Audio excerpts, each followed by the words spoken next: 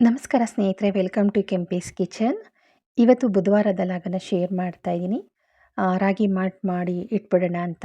ರಾಗಿ malt ಜೊತೆಗೆ chia seeds ಮತ್ತು ಆಳ್ವಿ ಬೀಜ ಎರಡನ್ನೂ ನೆನೆ ಹಾಕ್ತೀನಿ.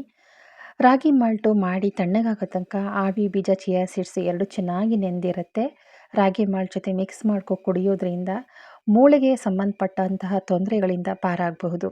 ಬೆನ್ನು ನೋವು, ಮಂಡಿ ನೋವು, ಸೊಂಟ ನೋವು ಆ ಥರ ಯಾವುದೇ ರೀತಿ ತೊಂದರೆ ಬರೋದಿಲ್ಲ. ಬಾಣಂತಿಯರಿಗೆ, ಮೆಚರ್ಡ್ ಆದ ಹೆಣ್ಮಕ್ಳಿಗೆ ಆಳ್ವಿ ಬೀಜ, ಚಿಯಾ ಸೀಡ್ಸ್ನ ಕಂಪಲ್ಸರಿಯಾಗಿ ಕೊಡ್ತಾರೆ. ಪಾಯಸದ ರೂಪದಲ್ಲಿ ಸಿಹಿ ಉಂಡೆಗಳನ್ನಾಗಿ ಕೊಡ್ತಾರೆ. ಬನ್ನಿ ವಿಡಿಯೋ ಶುರು ಮಾಡೋಣ. ವಿಡಿಯೋ ಇಷ್ಟ ಆದಲ್ಲಿ ಒಂದು ಲೈಕ್ ಕೊಡಿ.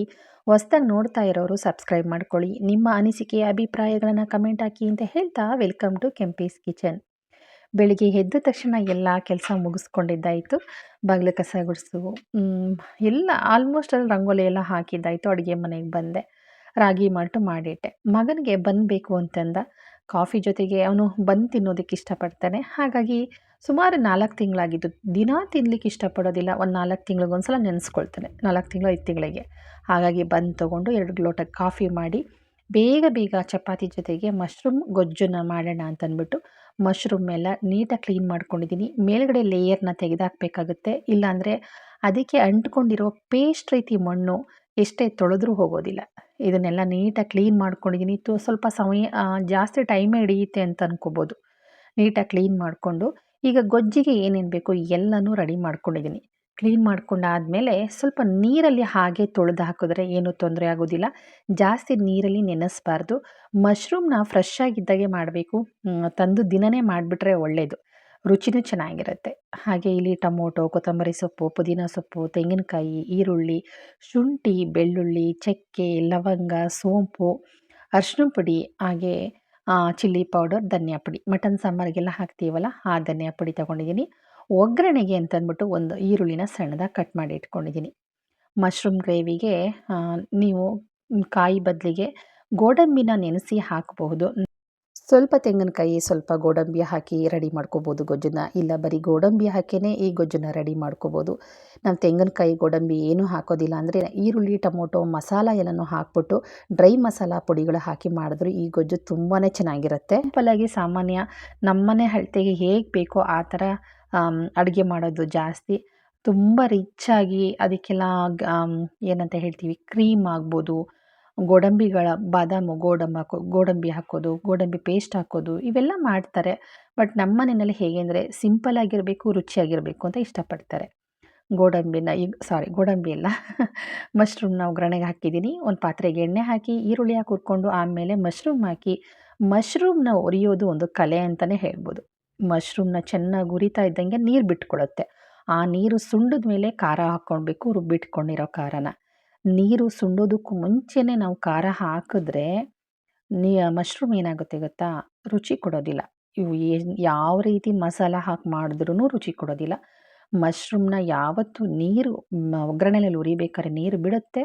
ಮತ್ತು ಆ ನೀರು ಸುಂಡಿದ ಮೇಲೆ ನಾವು ಖಾರನ ಹಾಕಿ ಖಾರನ ಚೆನ್ನಾಗಿ ಹುರ್ಕೊಂಡು ಅದಾದ ಮೇಲೆ ರುಚಿಗೆ ತಕ್ಕಷ್ಟು ಉಪ್ಪನ್ನು ಹಾಕಿ ಗೊಜ್ಜಳ್ತೆ ಬೇಕಾ ಅಥವಾ ಸಾಂಬಾರು ಅಳತೆಗೆ ತೆಳುವಾಗಬೇಕಾ, ಗಟ್ಟಿಯಾಗಬೇಕಾ ಆ ರೀತಿ ನೋಡಿ ಹೆಚ್ಚಿಸ್ಕೊಂಡ್ರೆ ಮಶ್ರೂಮ್ ಗ್ರೇವಿ ರೆಡಿಯಾಗುತ್ತೆ. ಎಲ್ಲದಕ್ಕೂ ಚೆನ್ನಾಗಿರುತ್ತೆ. ಚಪಾತಿ, ಪೂರಿ, ಇಡ್ಲಿ, ದೋಸೆ, ನಾನ್ಗಂತೂ ಇನ್ನೂ ಚೆನ್ನಾಗಿರುತ್ತೆ. ಮುದ್ದೆಗೂ ಚೆನ್ನಾಗಿರುತ್ತೆ. ಖಂಡಿತ ಟ್ರೈ ಮಾಡಿ. ತುಂಬಾ ಸಿಂಪಲ್. ಇನ್ನು ಸ್ವಲ್ಪ ರಿಚ್ ಆಗಿರಬೇಕು ಅಂತಂದರೆ ಗೋಡಂಬಿ ನೆನೆಸಿ ಹಾಕಿ ಈರುಳ್ಳಿ ಮತ್ತು ಒಣಮೆಣಸಿನಕಾಯಿಯನ್ನು ನೀರಲ್ಲಿ ನೆನೆಸಿ ಅಥವಾ ಹುರಿದು ಹಾಕೋರು ಚೆನ್ನಾಗಿರುತ್ತೆ. ನಮ್ಮ ಅನುಕೂಲಕ್ಕೆ ತಕ್ಕಂಗೆ ನಾವು ಮಾಡ್ಕೋಬೇಕಲ್ವ, ಹಾಗಾಗಿ. ಹಾಗೆ ಚಪಾತಿ ಲಟ್ಟಿಸ್ಕೊಳ್ತಾ ಇದ್ದೀನಿ. ಇದನ್ನು ಲಟ್ಟಿಸ್ಕೊಳ್ತಾ ಕೆಲವೊಂದು ವಿಚಾರ ಮಾತಾಡೋಣ. ಸ್ನಾನದ ಮನೆಯಲ್ಲಿ ನಾವು ದೇವ್ರಿಗೆ ಕೈ ಮುಗಿದ್ರೆ ಏನೂ ತೊಂದರೆ ಆಗೋದಿಲ್ವಾ, ಕೈ ಮುಗಿಬೋದಾ ಅಂತ ಕೇಳಿದ್ರಿ. ಸರ್ವೇ ಸಾಮಾನ್ಯ ಪಾಪು ಒಬ್ಬ ತಾಯಿ ಹೊಟ್ಟೆಯಿಂದ ಹೊರಗಡೆ ಬಂದಮೇಲೆ ಸ್ನಾನ ಮಾಡಿಸ್ತೀವಲ್ವ, ಅವತ್ತಿನಿಂದ ಶುರುವಾಗುತ್ತೆ ಸ್ನಾನದ ಮನೆಯಲ್ಲಿ ಕೈ ಮುಗಿಯೋ ಅಂಥ ಪದ್ಧತಿ ನಮ್ಮ ಮನೆಗಳಲ್ಲಿ. ಪಾಪುಗೆ ಸ್ನಾನ ಮಾಡಿಸಿ ಮಗುನ ಮನೆಗೆ ಕರ್ಕೊಂಡು ಬರಬೇಕಾದ್ರೆ ಸ್ನಾನದ ಮನೆಯಲ್ಲಿ 3 ರೀತಿಯ ದೃಷ್ಟಿಗಳನ್ನು ತೆಗೆದಾಕ್ತೀವಿ ನಾವು. ಅದಾದ ಮೇಲೆ ಪಾಪು ಕೈಯಲ್ಲಿ ಫಸ್ಟು ಪುಟ್ಟ ಪಾಪು ಇದ್ದಾಗಲಿಂದನೇ ಮಾಮಿ ಒಳ್ಳೇದು ಮಾಡಪ್ಪ ಅಂತ ಕೈ ಮುಗಿ ಅಂತ ನಾವೇ ಆ ಪಾಪು ಕೈಯನ್ನು ಜೋಡಿಸಿ ಕೈ ಮುಗಿಸೋವಂಥ ರೂಢಿನ ನಾವು ಬರ್ತೀವಿ. ದೊಡ್ಡವ್ರು ಆಗ್ತಾ ಆಗ್ತಾ ಆಗ್ತಾ ಸ್ನಾನ ಮಾಡಿ ಮೈ ಒರೆಸೋದಕ್ಕೂ ಮುನ್ನ ದೇವರಿಗೆ ಕೈ ಮುಗಿದು ನಮ್ಮ ಇಷ್ಟ ಕಷ್ಟಗಳನ್ನ ಹೇಳ್ಕೊಳ್ಳೋ ಅಂಥ ರೂಢಿಯನ್ನು ನಮ್ಮ ಮನೆತನದಲ್ಲಿ ನಾವು ನಡೆಸ್ಕೊಂಡು ಬಂದಿದ್ದೀವಿ. ಇದನ್ನು ಮಾಡೋದ್ರಿಂದ ತುಂಬ ಒಳ್ಳೆಯದು ಅನ್ನೋ ಕಾರಣಕ್ಕೆ. ಇದರ ಯಾವ ರೀತಿಯಾದ ತಪ್ಪು ಅಂತೂ ಖಂಡಿತ ಇಲ್ಲ. ಇದು ನಮ್ಮ ಮನೆಗಳಲ್ಲೇ ನಡೆಸ್ಕೊಂಡು ಬಂದಿರತಕ್ಕಂತಹ ಒಂದು ರೂಢಿ ಅಂತಲೇ ಹೇಳ್ಬೋದು. ಹಾಗೆ ದೆವ್ವ ಭೂತಗಳ ಬಗ್ಗೆ ಕೇಳಿದ್ರಿ. ನಾನು ಹೇಳೋದು ಒಂದೇ, ಪಾಸಿಟಿವ್, ನೆಗೆಟಿವ್ ಎರಡೂ ಇದ್ದೇ ಇರುತ್ತೆ. ಹೆಣ್ಮಕ್ಳು ಯಾವತ್ತೂ ಹೊರಗಡೆ ಹೋಗಬೇಕಾದ್ರೆ ಬಿಸಿಲು ಟೈಮಲ್ಲಿ ಸಾಧ್ಯವಾದಷ್ಟು ದೃಷ್ಟಿನೂ ಬರುತ್ತೆ. ದೃಷ್ಟಿ ಯಾವುದು, ದೆವ್ವ ಅದೇ ಸೋಕು ಅಂತ ಹೇಳ್ತೀವಿ, ಗಾಳಿ ಸೋಂಕು ಅಂತ ಹೇಳ್ತೀವಿ. ಆ ಥರ ಏನಾರು ಆಗಿದೆಯಾ, ದೃಷ್ಟಿ ಆಗಿದೆಯಾ, ಮದ್ದು ಹಾಕಿದಾರಾ, ಅಥವಾ ಬೇರೆ ಇನ್ಯಾವ ರೀತಿಯಾದ ಸೋಂಕು ಥರ ಆಗಿದೆಯಾ, ಮಾಟ ಮಂತ್ರನ ನೋಡಿಕೊಂಡು ಆಮೇಲೆ ನೀವು ಒಂದು ವ್ಯವಸ್ಥೆಯನ್ನು ಮಾಡ್ಕೋಬೇಕಾಗತ್ತೆ. ಏನೋ ಮಾಡೋಕ್ಕೋಗಿ ಏನೋ ಮಾಡ್ಕೋಬೇಡಿ. ಒಂದು ಪಕ್ಷ ದೆವ್ವ ಭೂತ ಏನಾದರೂ ಇದೆ ನನ್ನ ಮೈ ಮೇಲೆ, ಈ ಥರ ತೊಂದರೆ ಆಗ್ತಾ ಇದೆ ಅಂತಂದರೆ ನಿಮಗೆ ಗೊತ್ತಾಗ್ತಾ ಇರತ್ತೆ, ನೀವು ನೀವಾಗಿರೋದಿಲ್ಲ. ನಿಮ್ಮ ಮನಸ್ಸಲ್ಲಿ ನಾನಾ ರೀತಿಯ ಆಲೋಚನೆಗಳು, ನೆಗೆಟಿವ್ ಥಾಟ್ಗಳು ಖಂಡಿತ ಬರೋದಕ್ಕೆ ಶುರುವಾಗುತ್ತೆ. ಒಂದು ಪಕ್ಷ ನಿಮಗೇನಾದ್ರೂ ಮಾಟ ಮಂತ್ರ, ನನ್ನ ಮನಸ್ಸು ಸರಿ ಇಲ್ಲ, ದೆವ್ವ ಭೂತ ಪ್ರೇತಗಳು ಎಲ್ಲೋ ನನ್ನನ್ನು ಮುಟ್ಟಿರಬೇಕು ಅಥವಾ ನನ್ನಲ್ಲಿ ಸೇರಿಕೊಂಡಿರಬೇಕು ಯಾವುದೋ ಒಂದು ಆತ್ಮ ಅಂತ ನಿಮಗೇನಾದರೂ ಡೌಟ್ ಬಂತು ಅಂತಂದರೆ ನಮ್ಮ ದತ್ತಗುರು ಸದಾನಂದರ ಆಶ್ರಮಕ್ಕೆ ಬನ್ನಿ. ಪ್ಯಾಲೇಸ್ ಗುಟ್ಟಳ್ಳಿನಲ್ಲಿ ಇರ್ತಕ್ಕಂಥ ಆಶ್ರಮ ಪ್ಯಾಲೇಸ್ ಗುಟ್ಟಳ್ಳಿ, ಚಕ್ರವರ್ತಿ ಲೇಔಟಲ್ಲಿ ಇದೆ. ಖಂಡಿತ ಗೂಗಲಲ್ಲಿ ಸರ್ಚ್ ಮಾಡಿ, ನಿಮಗೆ ಬೇಕಾಗಿರೋ ಅಡ್ರೆಸ್ಸು ಖಂಡಿತ ಸಿಗುತ್ತೆ. ನೀವು ಖಂಡಿತ ಬನ್ನಿ. ನೀವು ಯಾವುದೇ ಪೂಜೆ ಮಾಡಬೇಡಿ, ನೀವೇನನ್ನೂ ಬೇಡ್ಕೋಬೇಡಿ. ಬಂದು ಅಲ್ಲಿ ಆರತಿ ಮಾಡ್ತಾರೆ, ಆ ಒಂದು ಆರತಿ ಕಾರ್ಯಕ್ರಮದಲ್ಲಿ ಭಾಗವಹಿಸಿ. ನೀವು ಆರತಿಯನ್ನು 2 ಕಣ್ಣಿಂದ ನೋಡಿ, ಮನಸ್ಸಿಂದ ನೀವು ದೇವರಲ್ಲಿ ಪ್ರಾರ್ಥನೆಯನ್ನು ಇಟ್ಟರೆ ಖಂಡಿತ ನಿಮ್ಗೆ ಏನೇ ಕಷ್ಟ ಇದ್ರೂ ಭಗವಂತ ಬಗೆಹರಿಸ್ತಾರೆ. ಗುರುವಾರ ಬನ್ನಿ. ಗುರುವಾರ ಬಂದರೆ ಪಾದುಕೆಗಳಿಗೆ ಅಭಿಷೇಕ ಆಗುತ್ತೆ. ಆ ಪಾದುಕೆ ತೊಳೆದಿರ್ತಕ್ಕಂತಹ ಆ ಒಂದು ತೀರ್ಥವನ್ನು ನಮ್ಮ ತಲೆಗೆ ಪ್ರೋಕ್ಷಣೆ ಮಾಡ್ತಾರೆ. ಹಬ್ಬ ಹೇಳೋಕ್ಕಾಗೋದಿಲ್ಲ ಕಣ್ರಿ. ಅನುಭವ ಅನ್ನೋದನ್ನು ನಾವು ಬಾಯ್ಬಿಟ್ಟು ಹೇಳೋದಲ್ಲ, ಓದೋರು ಅದು ಅನುಭವಿಸಿ ಹೇಳಿದಾಗಲೇ ನಾವು ಇಂಥ ದೇವ್ರಿಗೆ ಹೋಗಿ ಬನ್ನಿ ಅಂತ ಹೇಳಿದ್ದಕ್ಕೂ ಸಾರ್ಥಕ ಆಗೋದು. ನಮ್ಮ ಗುರುಗಳು ಪವಾಡ ಮಾಡ್ತಾರೆ, ನಮ್ಮ ಗುರುಗಳ ಹತ್ರ ಕೇಳ್ಕೊಂಡದ್ದಲ್ಲೇ ನಡೆಯುತ್ತೆ ಅಂತ ನಾನು ಯಾವತ್ತೂ ಹೇಳೋದಿಲ್ಲ. ಪವಾಡ ಅನ್ನೋದನ್ನು ನೀವು ನೋಡಬೇಕು, ನಿಮ್ಮಲ್ಲಿ ನೀವು ಅನುಭವಿಸೋ ಹಂಗೆ ಮಾಡ್ತಾರೆ ಅವರು ಗುರುಗಳು.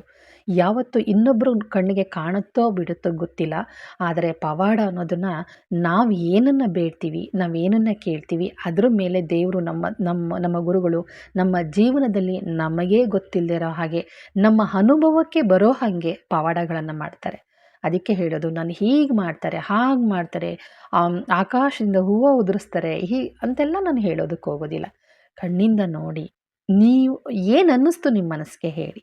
ಖಂಡಿತವಾಗ್ಲೂ ಏಕೆಂದರೆ ನನ್ನ ಜೀವನದ ಅನುಭವ, ನಾನು ಯಾವ ದೇವರನ್ನು ನಂಬ್ತಿರಲಿಲ್ಲ, ಯಾವ ಗುರುಗಳನ್ನು ನಾನು ನಂಬ್ತಿರಲಿಲ್ಲ.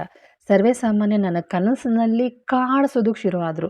ಪರಿಚಯನೇ ಇಲ್ಲದೇ ಇರೋವಂತಹ ಗುರು ನನ್ನ ಕನಸಿನಲ್ಲಿ ಬಂದು 4 ವರ್ಷ ನನಗೆ ಯಾರಿರ್ಬೋದು ಈ ತಾತ ಅಂದ್ಕೊಂಡು ತುಂಬ ಒದ್ದಾಟ ಮಾಡ್ತಾಯಿದ್ದೆ.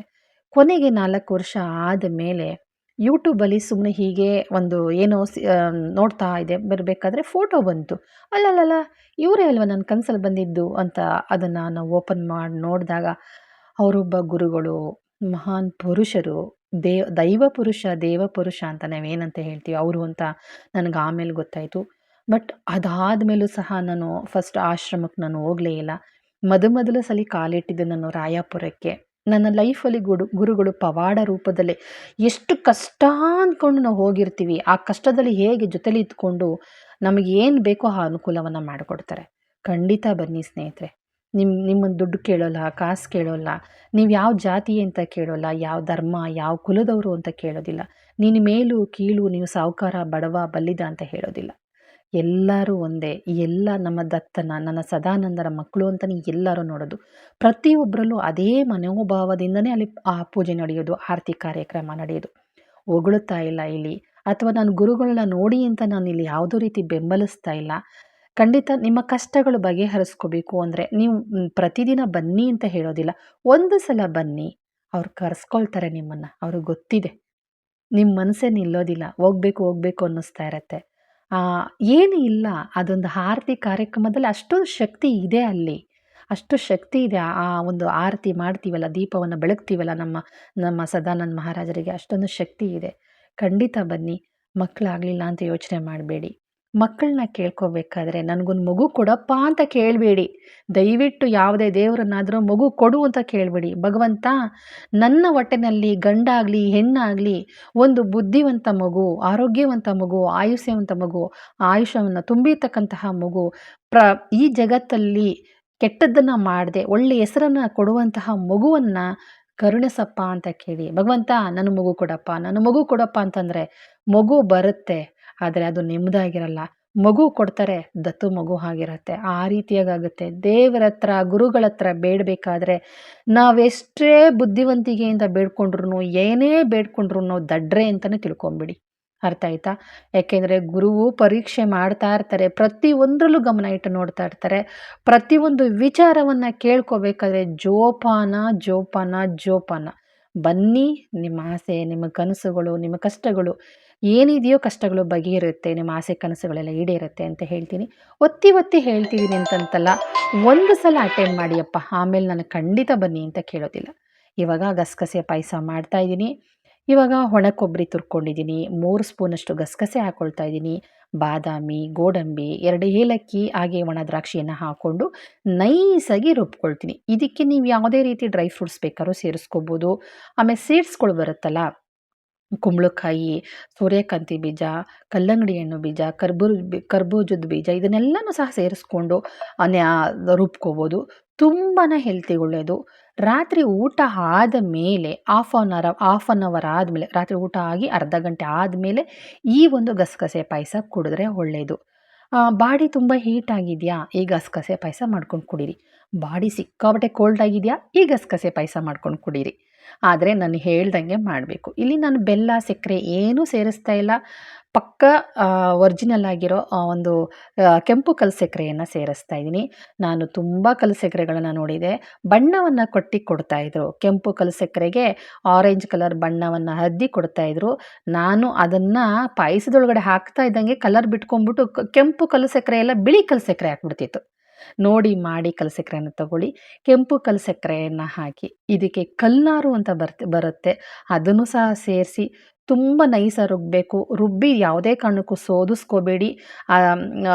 ನೈಸಾಗಿ ರುಬ್ಬಿಟ್ಟು ನಾವು ತೆಳುವಾಗಿದ್ದಷ್ಟು ಚೆಂದ. ಈ ಒಂದು ಪಾಯಸ ಎಷ್ಟು ತೆಳುವಾಗಿರುತ್ತೋ ಅಷ್ಟು ಚೆಂದ. ಜಾರು ಎಷ್ಟು ತೊಳೆದಿರ್ತೀನೋ ಅಷ್ಟು ನೀರು ಮಾತ್ರ ಹಾಕಿದ್ದೀನಿ, ನೀರನ್ನು ಹಾಕಿಲ್ಲ. ಫುಲ್ಲು ಇನ್ನೂ ಅರ್ಧ ಲೀಟ್ರಷ್ಟು ಹಾಲನ್ನು ಹಾಕ್ತೀನಿ. 1/4 ಲೀಟ್ರಿಗಿಂತ ಮೇಲೆ, ಅರ್ಧ ಲೀಟ್ರಿಗಿಂತ ಸ್ವಲ್ಪ ಕಡಿಮೆ ಹಾಲನ್ನು ಹಾಕಿ ಇದನ್ನು ಒಲೆ ಮೇಲೆ ಇಡ್ತೀನಿ. ಒಲೆ ಮೇಲೆ ಇಟ್ಟು ಉಕ್ಕು ಬರಿಸ್ಬಾರ್ದು, ಚೆನ್ನಾಗಿ ಕುದಿಸ್ಬಾರ್ದು. ಸ್ವಲ್ಪ ಚೆನ್ನಾಗಿ ಬಿಸಿ ಆಗ್ತಾ ಇದೆ ಅನ್ನೋ ಹಾಗೆ ಸ್ಟವನ್ನು ಆಫ್ ಮಾಡಿ ಎಲ್ಲರಿಗೂ ಗ್ಲಾಸಿಗೆ ಹಾಕ್ಕೊಡಿ. ಕುದಿಸಿದ್ರೂ ಚೆನ್ನಾಗಿರೋದಿಲ್ಲ, ಉಕ್ಕು ಬರೆಸಿದ್ರೂ ಚೆನ್ನಾಗಿರೋದಿಲ್ಲ, ಕೊತ ಕೊತ ಅಂತ ಬೇಯಿಸಿದ್ರೂ ಚೆನ್ನಾಗಿರೋದಿಲ್ಲ. ಚೆನ್ನಾಗಿ ಕಾದಿದೆಯಪ್ಪ, ಕುಡಿಬೋದು, ಬಿಸಿ ಬಿಸಿ ಇದೆ ಅಂತನ್ನೋ ಹಾಗೆ ಸ್ಟವನ್ನು ಆಫ್ ಮಾಡಿ ಎಲ್ಲರಿಗೂ ಕೊಡಿ. ಖಂಡಿತ ರಾತ್ರಿ ಊಟ ಆಗಿ ಅರ್ಧ ಗಂಟೆ ಆದಮೇಲೆ ಇದನ್ನು ಕುಡಿದು ಮಲಗಿದ್ರೆ ಅಂತಂದರೆ ಎಂಥ ನಿದ್ರೆ ಗೊತ್ತಾ. ಮೈಕೈ ನೋವಿದ್ರೂ ಸಹ ಓಡೊಟ್ಟೋಗುತ್ತೆ. ಬರಗೆಮ್ಲಿಗಂತೂ ತುಂಬ ಒಳ್ಳೆಯದು, ಶೀತಕ್ಕೂ ಸಿಕ್ಕಾಬಟ್ಟೆ ಒಳ್ಳೆಯದು. ಬಾಡಿ ಹೀಟ್ ಆಗಿದೆ ಅಂತಂದ್ರೂ ತುಂಬ ಒಳ್ಳೆಯದು ಇದು, ಆಯಿತಾ. ಬಾಡಿ ತಂಪು ಮಾಡುತ್ತೆ, ಶೀತ ಇದ್ದರೆ ಓಡಿಸುತ್ತೆ. ಆಮೇಲೆ ಡ್ರೈ ಕಫ ಇದ್ರೂ ಸಹ ಅಷ್ಟೇ, ಆ ಶೀತದ ಕಫ ಇದ್ರೂ ಸಹ ಅಷ್ಟೇ ಕಡಿಮೆ ಮಾಡುತ್ತೆ. ಖಂಡಿತ ಒಳ್ಳೆ ರೆಮಿಡಿ. ಬಾಣಂತಿಯರಿಗೆ, ಬಸರಿಯರಿಗೆ ಎಲ್ಲರಿಗೂ ಒಳ್ಳೆಯದಪ್ಪ. ಒಂದು ವರ್ಷ ತುಂಬಿದ ಮೇಲೆ ಎಲ್ಲರೂ ಕುಡಿಬೋದು, ಎಲ್ಲರೂ ಈ ಒಂದು ಪಾಯಸನ. ಸ್ನೇಹಿತರೆ, ಒಂದು ಪಾಯಸದ ರೆಸಿಪಿ ಇಷ್ಟ ಆಯಿತು ಅಂದರೆ ಒಂದು ಲೈಕ್ ಕೊಡಿ. ಈ ನನ್ನ ವಿಡಿಯೋನ ಇಲ್ಲಿಗೆ ಮುಗಿಸ್ತಾ ಇದ್ದೀನಿ. ನಿಮ್ಮ ಅನಿಸಿಕೆ, ಅಭಿಪ್ರಾಯಗಳು ಏನು ಅಂತ ಕಮೆಂಟ್ ಹಾಕಿ. ದೇವರನ್ನ ಬೇಡಬೇಕಾದ್ರೆ ಜೋಪಾನ, ನಾವು ದಡ್ಡರಾಗೋದು ಬೇಡ. ಹುಷಾರಾಗಿ ದೇವರಲ್ಲಿ ಪ್ರಾರ್ಥನೆ ಇಡಿ, ಗುರುಗಳಲ್ಲಿ ಪ್ರಾರ್ಥನೆ ಇಡಿ ಅಂತ ಹೇಳ್ತಾ ಇದ್ದೀನಿ. Thank you.